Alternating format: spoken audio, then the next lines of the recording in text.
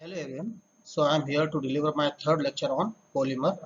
So it is e-content for postgraduate classes for MSc Chemistry and the second year. Semester is third semester and paper is optional paper, which paper code is MCH 505 and it's for unit third and lecture third, and the paper title is polymer, and the topic of today's lecture is X-ray diffraction analysis of polymer. So myself, Rupesh Kushwaha, I am assistant professor of chemistry in Government Shyam Sundar Agrawal PG College, Sihora, Jabalpur Madhya Pradesh. So ये छोटा सा description है topic का. It is for chemistry, MSc third semester, paper title second, that is polymer and prerequisite. इस topic को शुरू करने के पहले स्टूडेंट्स को किन बातों का नॉलेज होना चाहिए. So they must have the basic knowledge of X-ray, diffraction of light, concept of crystalline and amorphous structure. उन्हें एक्सरे के बारे में पता होना चाहिए, प्रकाश के विवर्तन के बारे में पता होना चाहिए, एंड क्रिस्टलीय और अक्रिस्टलीय ठोस के बारे में, स्ट्रक्चर के बारे में उन्हें थोड़ी जानकारी होना चाहिए. And after completing this module they will able to, इस मॉड्यूल को खत्म करने के पश्चात सारे स्टूडेंट्स जो होंगे they can able to explain the X-ray diffraction, the use of X-ray diffraction technique in analysis of polymers. Polymers के विश्लेषण में सारे स्टूडेंट्स एक्सरे डिफ्रैक्शन पैटर्न का यूज समझा पाएंगे. They can analyse the type of crystal present in polymers. Polymer में किस प्रकार के क्रिस्टल मौजूद होते हैं वे इसके बारे में विश्लेषण कर सकते हैं. They can find the microstructure of polymer. Polymers के माइक्रोस्ट्रक्चर मतलब सूक्ष्म संरचनाओं को भी वे क्या कर सकते हैं, ज्ञात कर सकते हैं. चलिए स्टार्ट करते हैं.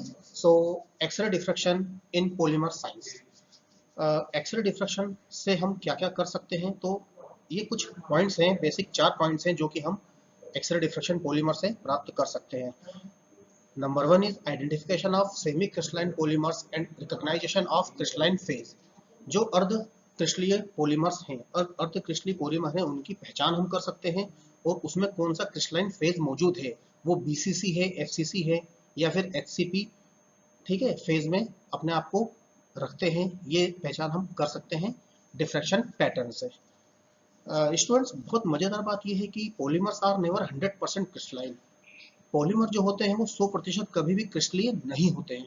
तो इसका मतलब ये है कि एक्सरे डिफ्रैक्शन जो टेक्निक है ना, it is very fundamental technique, very unique technique to determine the order of crystallinity और डिग्री ऑफ क्रिस्टलिनिटी. तो जो एक्सरे डिफ्रैक्शन पैटर्न है, इससे हम क्या कर सकते हैं, जो क्रिस्टलिनिटी का जो ऑर्डर है मतलब कोटि, वो हम क्या कर सकते हैं, ज्ञात कर सकते हैं. Now third point is that we can find out micro structures. Actually होता क्या है कि जब पॉलीमर्स का जब ग्रोथ होती है एट दैट टाइम, अगर हम देखें तो बहुत हम पतली लेयर में पॉलीमर्स को क्या करते हैं, ग्रो करने की कोशिश करते हैं बिकॉज देयर एप्लीकेशंस. तो जो बहुत पतली लेयर्स होती है उनके जो स्ट्रक्चर्स होते हैं वो नैनो या फिर माइक्रो ऑर्डर्स के होते हैं. तो हम क्या कर सकते हैं, उन माइक्रो स्ट्रक्चर्स को भी क्या कर सकते हैं, ज्ञात कर सकते हैं. इसके लिए हम शेरर इक्वेशन का यूज करते हैं. I will tell you later. And the fourth point is orientation. Actually students, होता क्या है कि पॉलीमर की अगर हम बात करें तो पॉलीमर क्या होते हैं, बहुत लॉन्ग ऑर्डर्ड होते हैं, बहुत लंबी चेन्स होती है पॉलीमर की. तो ये बहुत ज़्यादा महत्वपूर्ण हो जाता है कि जो उसके फंक्शनल ग्रुप हैं उसके ओरिएंटेशन किस डायरेक्शन में है. ओरिएंटेशन का मतलब होता है 3D में, मतलब या स्पेस में या फिर आकाश में. वो जो उसके सिस ट्रांस जैसे आप जानते हैं ना, आमने सामने होते हैं. तो जो विभिन्न फंक्शनल ग्रुप है उनके विभिन्न जो क्रियात्मक समूह है वो क्या है, किस दिशा में क्या है, अपने आप को है ना जमा के रखते हैं. That is called orientation. And X-ray diffraction pattern is very susceptible tool to determine the orientation of particular polymers. इसके लिए हम क्या करते हैं, हरमान्स ओरिएंटेशन फंक्शन का यूज करते हैं. मैथमेटिकल फंक्शन है ये, ठीक है ना. अब बात करते हैं प्रिंसिपल की. तो जो एक्सरे डिफ्रैक्शन पैटर्न होता है उसका एक बहुत ही एक इंटरेस्टिंग और एक बहुत ही सिंपल सा बोल सकते हैं एक प्रिंसिपल होता है. प्रिंसिपल स्टूडेंट्स ये है कि क्या होता है, first of all we have to incident X-ray on the crystal. Crystal पे आपको क्या करना है, एक्सरे को क्या करना है, इंसिडेंट करना है. जैसे ही आप क्या करते हैं, एक्सरे क्रिस्टल पे इंसिडेंट करते हैं तो क्या होता है, वहां से एक रिफ्लेक्शन स्टार्ट होता है। देखिए जैसे कि सपोज करिए ये क्रिस्टल है, क्रिस्टल पे जैसे ही आप एक्सरे इंसिडेंट करेंगे तो यहाँ से क्या होगा, वो उससे रिफ्लेक्शन होगा। अब होता क्या है कि रिफ्लेक्शन क्या होता है, दो अलग अलग फेज से हो सकता है। कोई जरूरी तो नहीं है कि क्रिस्टल में केवल एक ही फेज हो, एक फेज के बाद दूसरी फेज, तीसरी फेज एंड सो ऑन, इस प्रकार की फेजेस मौजूद होती हैं, जिसको बोल सकते हैं आप तल, तल मौजूद होते हैं। तो दो सक्सेसिव फेज, दो सक्सेसिव तल से, दो क्रमबद्ध तल से जब क्या होता है, एक्सरे का जो रिफ्लेक्शन होता है, तो वो जो रिफ्लेक्शन या रिफ्लेक्टेड जो रेज होती है, तो रिफ्लेक्टेड रे क्या होती है, कंस्ट्रक्टिव इंटरफेरेंस कॉज करती है। मतलब कि संपोषी व्यतिकरण यहाँ पर क्या करती है, निर्मित करती है। और इस संपोषी व्यतिकरण से हम क्या करते हैं, काफी सारे कैलकुलेशंस होते हैं, वो हम क्या करेंगे, ड्रैग आउट करेंगे।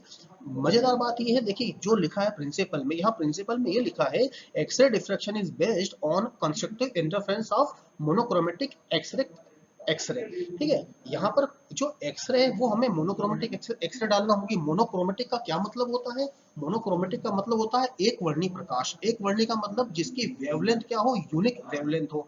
ऐसा नहीं कि दो अलग अलग आप वेवलेंथ का क्या करेंगे, लाइट यहाँ पर क्या करेंगे, इंसिडेंट करेंगे, तो आपको मोनोक्रोमेटिक लाइट चाहिए होती है, ठीक है। These X-ray are generated by cathode ray. इस जो एक्सरे होती है उसे हम क्या करते हैं, कैथोड रे से क्या करते हैं, कैथोड रे से हम जनरेट करते हैं ये। उसके बाद में ट्यूब, फिल्टर्ड और क्या बोलते हैं, रेडिएशन, कोलिमेटेड, ये सब आगे मैं और भी बताऊंगा आप लोगों को। एक सबसे महत्वपूर्ण बात जो इस स्लाइड में लिखी है, सबसे लास्ट वर्ड, ब्रेक्स लॉ।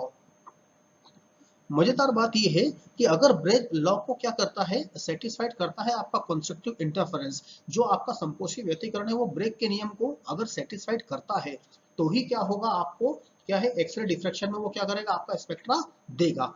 कैसे, तो हम नेक्स्ट स्लाइड में बहुत आसानी से देखते हैं।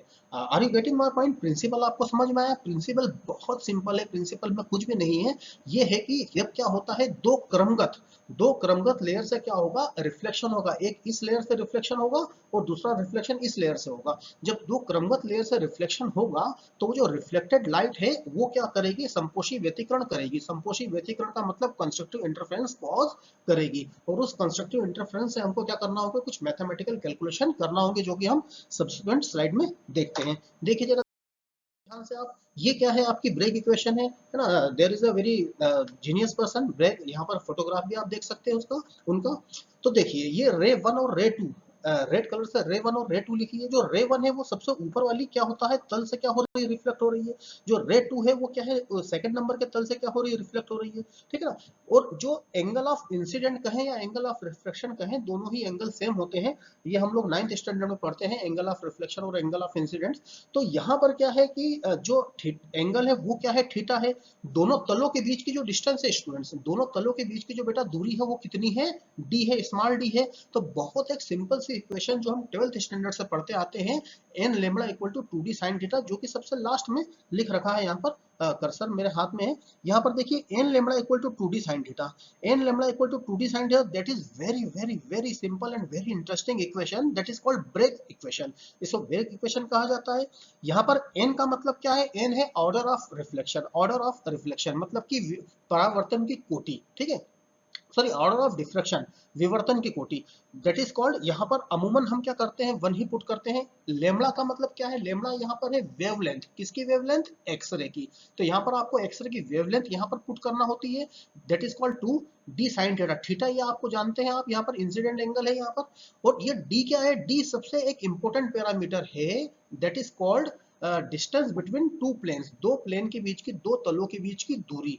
तो यहाँ पर क्या होता है, कभी दो तलों के बीच की दूरी आपको पता है तो आप लेमड़ा ज्ञात कर सकते हो, तरंग दैर्घ्य ज्ञात कर सकते हो। और अगर आपको तरंग दैर्घ्य पता है तो यहाँ पर आप क्या कर सकते हो, डी ज्ञात कर सकते हो, ठीक है।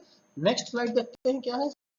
अगर इंस्ट्रूमेंटेशन की बात करें तो इंस्ट्रूमेंटेशन में क्या है, यहाँ पर प्रोडक्शन ऑफ एक्सरे होगा, ठीक है। यहाँ पर आपको एक सोर्स लगेगा जो कि एक्सरे को प्रोड्यूस करेगा। एक होगा आपका कोलिमीटर। कोलिमीटर क्या होगा, पर्टिकुलर जो क्रिस्टल है उस पर जब आप एक्सरे को क्या करेंगे, इंसिडेंट करेंगे, तो उसकी क्या है, डेंसिटी बढ़ा देता है, कंडेंस कर देता है। जो भी हम एक्सरे डालेंगे तो क्या है, उसको कंडेंस करना होगा। यहाँ पर हम क्या करते हैं, कॉन्वेक्स लेंस का यूज करते हैं। कॉन्वेक्स लेंस से क्या हो जाता है, वो एक एक प्रकार का क्या होता है, यहाँ पर एक डाइवर्जिंग जो आपकी जो एक्सरे होगी वो क्या हो जाएगी, कन्वर्ज हो जाएगी एक पर्टिकुलर पॉइंट पे जहां पर आप क्रिस्टल को रखेंगे। फिर हम क्या करते हैं, यहाँ पर मोनोक्रोमेटर का यूज करते हैं। मोनोक्रोमेटर बहुत ही ज्यादा इंपॉर्टेंट एक प्रकार का पार्ट होता है। यहाँ पर क्या है, मोनोक्रोमेटर जो होता है वो क्या करता है, एक आपकी जो एक्सरे है उसकी जो एक्सरे जो है उसकी जो वेवलेंथ है उसकी वेवलेंथ को क्या कर देता है, एक वर्णी प्रकाश स्रोत में बदल देता है। मोनोक्रोमेटर का मतलब ही होता है एक वर्णी, वेवलेंथ क्या कर देता है उसकी एक सिंगल वेवलेंथ उसकी कर देता है। यहाँ पर मोनोक्रोमेटर के लिए हम क्या करते हैं, फिल्टर का यूज करते हैं या फिर क्रिस्टल मोनोक्रोमेटर का यूज करते हैं। ठीक है, उसके बाद में क्या है, डिटेक्टर। डिटेक्टर तो सभी इंस्ट्रूमेंट्स का क्या है, सबसे फाइनल और सबसे इंपॉर्टेंट पार्ट होता है। तो यहाँ पर डिटेक्टर में हम क्या करते हैं, यहाँ पर फोटोग्राफिक एक तो मेथड का यूज करते हैं। यहाँ पर फोटोग्राफिक फिल्म होती है, यहाँ पर जो आपके जो रिफ्लेक्टेड जो लाइट होगी वो क्या करेंगे, स्पॉट्स बना देगी फोटोग्राफिक फिल्म में। तो यहाँ पर एक फोटोग्राफिक मेथड का डिटेक्टर यूज किया जाता है। या कभी कभी हम क्या करते हैं, सेंसिटिविटी अगर ज्यादा आपको चाहिए तो काउंटर मेथड या काउंटर जो डिटेक्टर होता है उसका भी क्या करते हैं, यूज हम करते हैं। देखिए, इंस्ट्रूमेंटेशन का यहाँ पर एक थोड़ा सा डायग्राम दिया हुआ है। यहाँ पर देखिए ये क्या है, एक्सरे ट्यूब है।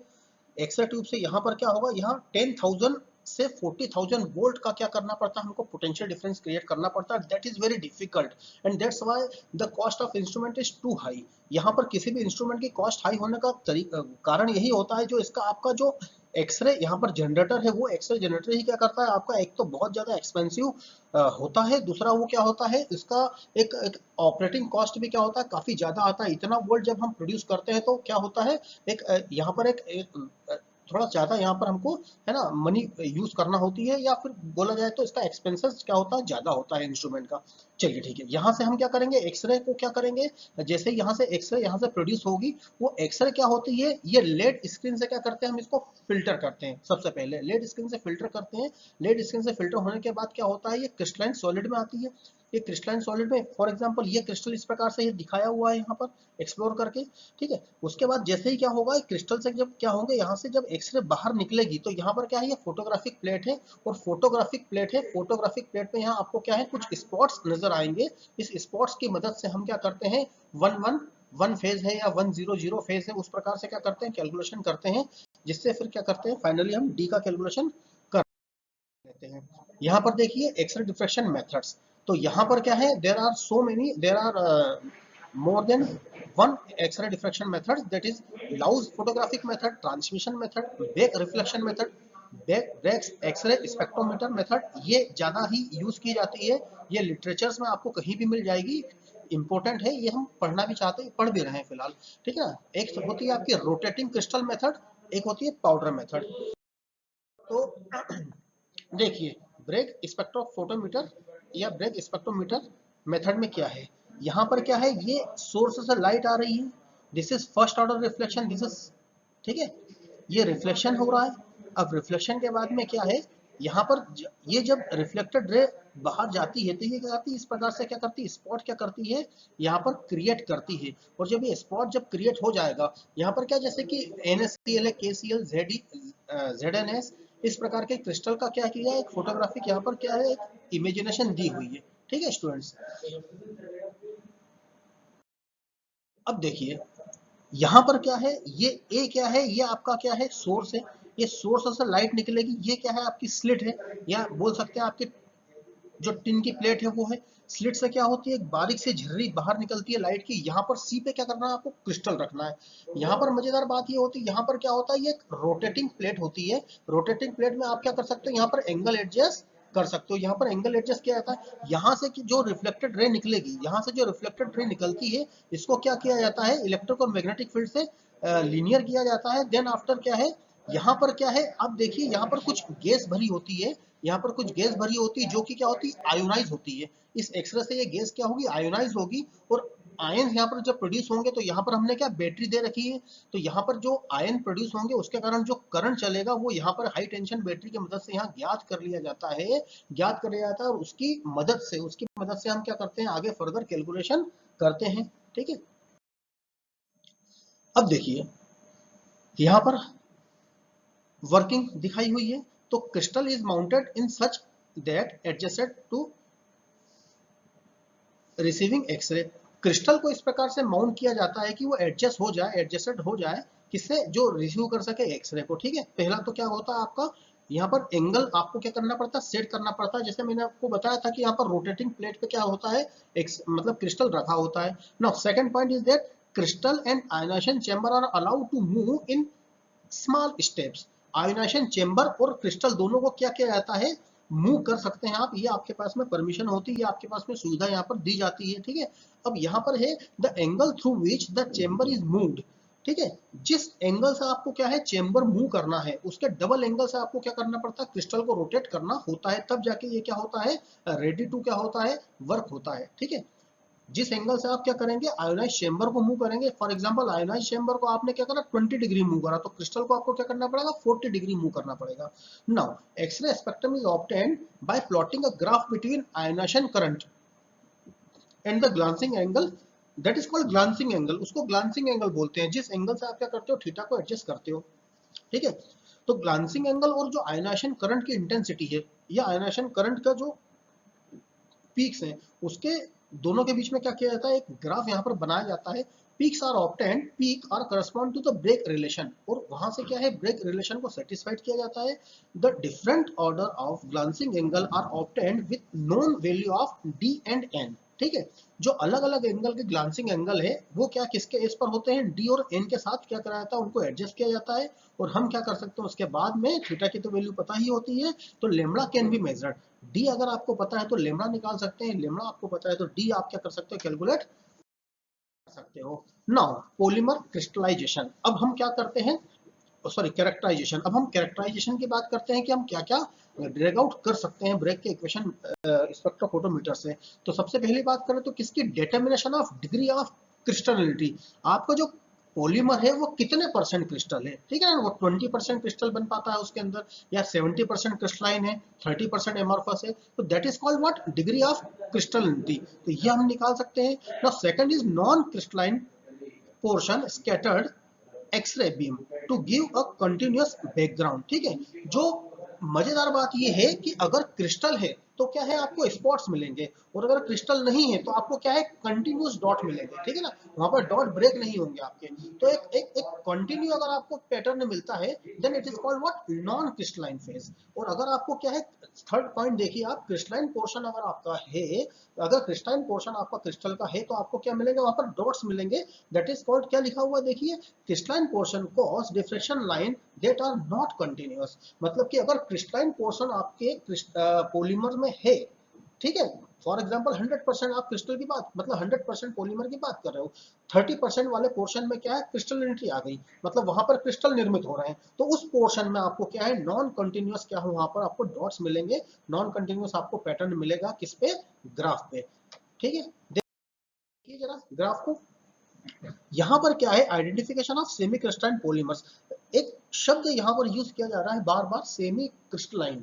सेमी क्रिस्टलाइन शब्द का मतलब ही यहाँ पर ये है कि जो पॉलीमर्स होते हैं स्टूडेंट्स, वो 100% कभी भी क्रिस्टलाइन नहीं होते, उसमें कुछ ना कुछ पोर्शन एमॉर्फस फॉर्म का होता ही है, that's why we use semi crystalline, okay. तो यहाँ पर क्या है, ये आपकी क्या है, diffraction of oriented sample of reflection. यहाँ पर क्या है, मैंने आपको बताया था, यहाँ पर करंट हम क्या करते हैं, मेजर करते हैं, ठीक है ना, या इसको इंटेंसिटी बोल सकते हैं आप, करंट इंटेंसिटी। ये क्या है आपका 2 थीटा। तो आप देखिए इस प्रकार से आपको क्या है, एक पैटर्न मिलने वाला है, इस प्रकार से आपको क्या होगा, ग्राफ मिलेगा। तो ये जो पीक मिल रही है किसकी मिल रही है, 110 आपके प्लेन की मिल रही है। ये जो सेकंड पीक है ये किसकी मिल रही है, 200 प्लेन की मिल रही है। यहाँ पर क्या है, डेबे शेरर रिंग्स यहाँ पर एक निर्मित होती है, this is called Debye Scherrer ring. आप अलग अलग जब स्पॉट्स मिलते जाएंगे, अलग अलग जब स्पॉट मिलते जाएंगे, तो वहां पर आपको क्या है, एक रिंग आपको बनाना है।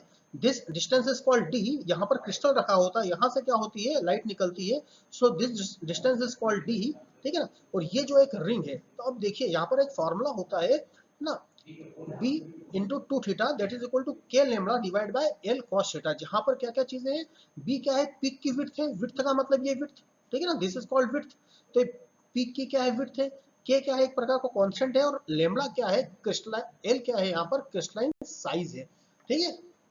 लेमड़ा और डी तो आप, लेमड़ा और थीटा तो आप जानते ही जानते हैं।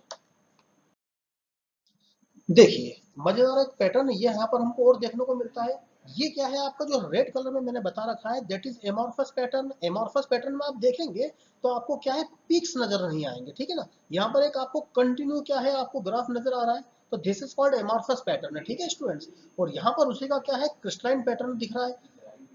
क्रिस्टलाइन पैटर्न में आपको एक पिक्स नजर आएंगे अलग अलग से, ये 110, 300, 220, 400, 211 के, ये क्या है आपके पिक्स अलग अलग नजर आने वाले हैं यहाँ पर आपको। तो इस पैटर्न से ही आपको पता चल जाएगा कि कितना वो क्रिस्टलाइन है, कितना एमॉर्फस है, कैसे। तो नेक्स्ट स्लाइड में हमको ये देखने को मिल सकता है, ठीक है। अब ये देखिए यहाँ identification of crystalline phase. Crystalline phase अब कैसे क्या निर्मित करते हैं, यहाँ पर क्या है, जैसे कि रेड कलर वाले ग्राफ को ही हम ले लेते हैं। ये क्या है 100, 200, 210, 300। यहाँ से क्या है, हम कुछ क्या करते हैं, यहाँ पर हम कुछ स्ट्रक्चर ड्रॉ करते हैं, मैथमेटिकल स्ट्रक्चर। जब मैथमेटिकल स्ट्रक्चर ड्रॉ होते हैं तो इस प्रकार से मैथमेटिकल स्ट्रक्चर आपको मिल सकते हैं। तो आप क्या कर पाते हो, फिर उसकी स्ट्रक्चर को डिफाइन कर पाते हो। स्ट्रक्चर को डिफाइन करने का मतलब क्या होता है, आप ये बता सकते हो कि वो हेक्सागोनल पैकिंग में है, वो क्या है क्यूबिकल क्लोज पैकिंग में है, वो क्या है बॉडी सेंटर्ड है, लाइक दिस। इस प्रकार से आप क्या कर सकते हो, उसको आगे बता सकते हो। ये बात ध्यान रखना हमेशा, ये इंटेंसिटी वर्सेस 2 थीटा के बीच में क्या होता है, ग्राफ बनाया जाता है, ठीक है। नेक्स्ट देखिए आप, अब ये क्या है, एक आयनिक कंपाउंड है, उसका क्या है, ये आपको एक यहाँ पर आपको ग्राफ मिल रहा है, स्पेक्ट्रोफोटोमीटर से फोटोग्राफ मिल रहा है, ठीक है ना। और यहाँ पर आपको पॉलीमर के उससे मिल रहा है, तो आप डिफरेंस देख सकते हैं, ठीक है, कि पॉलीमर्स में किस प्रकार से आपको पिक्स मिलेंगे अलग अलग फेस के। और ये क्या है आपका केबीआर का स्पेक्ट्रम है। तो आप इनऑर्गेनिक वर्सेस पॉलीमर को भी क्या कर सकते हैं, थोड़ा सा यहाँ पर जस्टिफाई कर सकते हैं, ठीक है स्टूडेंट्स। अब नेक्स्ट देखिए, तो यहाँ पर क्या है, डिग्री ऑफ क्रिस्टलिटी की बात हो रही है, मतलब कि कितना प्रतिशत आपका जो पॉलीमर है वो क्या होता है, क्रिस्टलाइन है। तो यहाँ पर क्या है, आपको इंटेंसिटी देखना है, ठीक है। यहाँ पर आपको इंटेंसिटी देखना है, तो इंटेंसिटी क्रिस्टलाइन की प्लस इंटेंसिटी एमॉर्फस की, that is called total intensity. अब ये क्या है, यहाँ पर देखते हैं हम लोग, ये जो रेड कलर की लाइन है ग्राफ में, दिस रेड कलर के ये जो रेड कलर की लाइन है, ये बताती है आपको इंटेंसिटी, किसकी इंटेंसिटी बताती है, एमॉर्फस की। और ये जो पीक है ब्लैक वाले, ये इंटेंसिटीज दिखाते हैं किसके, ये दिखाते हैं आपके उसके पॉलीमरिक उसके क्रिस्टलाइन फॉर्म की। तो देखिए यहाँ पर जो डिग्री ऑफ क्रिस्टलिटी है, ये बहुत इंपॉर्टेंट क्या है, पैरामीटर है। तो that is called x c, that is equal to I crystalline divide by total intensity, crystalline plus amorphous. तो इसको क्या करेंगे आप लोग, फाइंड आउट करेंगे। तो यहाँ पर आपको क्या है, पॉइंट्स में वैल्यू आएगी, आपका 1 से नीचे आंसर आने वाला है। फॉर एग्जाम्पल आपका यहाँ पर आंसर आता है 0.7, तो 70% क्या है आपका क्रिस्टल है। अगर आपको आंसर आता है 0.3, तो क्या है, एक्स सी की वैल्यू अगर आपकी आती है 0.3, तो यहाँ पर आपको देखना है कि यहाँ पर 30% आपका क्या है, जो पॉलीमर है वो क्रिस्टलाइन फॉर्म में है।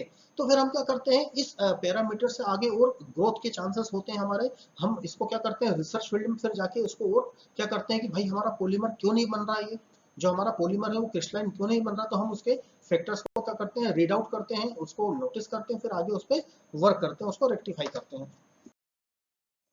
अब देखिए यहाँ पर क्या है, अगेन यहाँ पर एक दूसरा मेथड दिया हुआ है, अगेन क्रिस्टलिनिटी निकालने का, डिग्री ऑफ क्रिस्टल, यहाँ पर एरिया से भी निकाल सकते हो। This is area of crystalline divide by area of crystalline plus K into area of amorphous, this is called area. अब देखिए यहाँ पर ये जो ग्राफ पूरा प्लॉट हो जाता है, जब एक बार ग्राफ प्लॉट हो जाता है तो आप एरिया भी निकाल सकते हो। यहाँ से आप क्या कर सकते हो, इसका एरिया फाइंड आउट कर सकते हो, ठीक है ना। ये कर्सर को देखिए आप, यहाँ से इसका एरिया फाइंड आउट कर सकते हो, यहाँ से क्या कर सकते हो, उसके एमॉर्फस फॉर्म का एरिया फाइंड आउट कर सकते हो। तो यहाँ पर क्या है, अगर आप एरिया से भी क्या करते हो, कभी आप वर्क करना चाहो तो आप एरिया से भी काम कर सकते हो, एरिया से भी वर्क कर सकते हो। डिग्री ऑफ क्रिस्टलिनिटी यहाँ से क्या कर सकते हैं, फाइंड आउट कर सकते हैं। अगर के की बात करें तो यहाँ पर के इक्वल टू क्या होता है, 1 होता है। के एक प्रकार का क्या होता है, यहाँ पर स्कैटरिंग फैक्टर माना जाता है, जिसकी वैल्यू क्या होती है, अमूमन 1 रखी जाती है। Now third, that is very important point, that is called microstructure। Microstructure crystal की साइज, माइक्रोस्ट्रक्चर मतलब होता है क्रिस्टलाइन साइज या क्रिस्टलाइट साइज ऑफ पॉलीमर्स। तो यहाँ पर माइक्रोस्ट्रक्चर निकालने के लिए क्या किया जाता है, यहाँ माइक्रोस्ट्रक्चर निकालने के लिए बहुत छोटी सी एक इक्वेशन है जिसका यूज किया जाता है, that is l h k l, that is equal to के lambda, that's k lambda upon beta cos theta. Lambda wavelength है आपकी, के फिर एक प्रकार का कांस्टेंट है, ये कांस्टेंट है, ठीक है ना। थीटा आप जानते हैं ग्लांसिंग एंगल होता है, और ये क्या है, बीटा क्या है, half width of peak related to crystallographic plane. Half width का मतलब ये क्या है, यहां से ये देखिए यहां तक की क्या है, विड्थ है पूरी, ये टोटल विड्थ है, ठीक है, कर्सर देखिए आप लोग। तो इसके क्या है, हाफ पोर्शन को क्या बोलते हैं, बीटा बोला जाता है। इसके हाफ पोर्शन को क्या बोला जाता है, बीटा बोला जाता है, ठीक है ना। ये बीटा की फार्मूला भी लिखा है यहाँ पर। So this is called half width.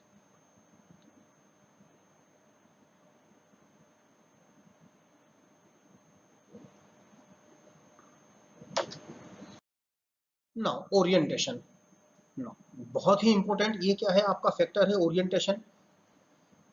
Orientation का मतलब फिर मैंने आपको जैसा कि पहले भी बताया था कि हम क्या करते हैं whenever we are talking about what, polymers. तो पॉलीमर्स की बात करें तो यहाँ पर एक दिमाग में ये बात आने वाली है हम लोगों के कि पॉलीमर क्या होते हैं, लॉन्ग ऑर्डर्ड होते हैं। लॉन्ग ऑर्डर्ड का मतलब इसमें 10,000 15,000 20,000 मॉलिक्यूल क्या होते हैं, एक साथ क्या होते हैं, जुड़े होते हैं स्टूडेंट्स। मिनिमम की बात कर रहा हूं मैं, ठीक है ना। तो whenever there is a case of such long ordered form, then हमको ये पता होना चाहिए कि उसके जो विभिन्न फंक्शनल ग्रुप है, क्रियात्मक समूह है, वो क्रियात्मक समूह की ओरिएंटेशन क्या है। ओरिएंटेशन क्या है, देखिए बड़ी मजेदार बात, यहाँ से क्या है, इस एक्सरे पैटर्न से हमको जो ये पैटर्न मिलता है, तो इस पैटर्न को थोड़ा सा हम यहाँ पर थोड़ा सा रीड आउट करते हैं। इस पैटर्न को जब हम क्या करते हैं, यहाँ से ध्यान से देखते हैं, ये दो जो पैरेलल लाइंस यहाँ पर बना रखी है मैंने, कौन सी, रेड कलर की पैरेलल लाइंस बना रखी है। तो यहाँ पर इस पैरेलल लाइन से अगर हम इसको बहुत ज्यादा माइक्रोस्कोपिक वे में देखें, तो ये क्या है, फाइबर को इंगित करता है, ठीक है ना। अगर जब आप फाइबर क्या करते हैं, ग्रोथ करते हैं, फाइबर को क्या करते हैं, प्रिपेयर करते हैं with the help of some techniques. तो जब हम क्या करते हैं, इसका एनालिसिस करते हैं, जब हम इसका एनालिसिस करते हैं एक्सरे डिफ्रेक्शन पैटर्न से, तो इस प्रकार से आपको क्या मिलने वाला है, स्ट्रक्चर मिलने वाला है। इस प्रकार से स्ट्रक्चर देख लेते हैं। स्ट्रक्चर देखने के बाद हम क्या करते हैं, यहाँ से दो पैरेलल लाइंस अगर खींचेंगे, तो ये जो आपकी लाइन है, ये क्या है, फाइबर को इंगित करती है। तो आप यहाँ पर एक जस्टिफिकेशन दे सकते हैं अपना, यहाँ पर एक रिपोर्ट राइटिंग में आप लिख सकते हैं कि जो आपका पॉलीमर बन रहा है वो क्या है, फाइबर होगा। आगे चल के फाइबर में हम उसको क्या कर सकते हैं, क्लासीफाई कर सकते हैं। Now there are some books जो आप क्या कर सकते हैं, आगे चल के अगर आपको और स्टडी करना है तो you can refer such books. Inorganic chemistry आप ले सकते हैं, जेई हुई की, ठीक है, development of inorganic polymer chemistry आप पढ़ सकते हैं, ठीक है ना।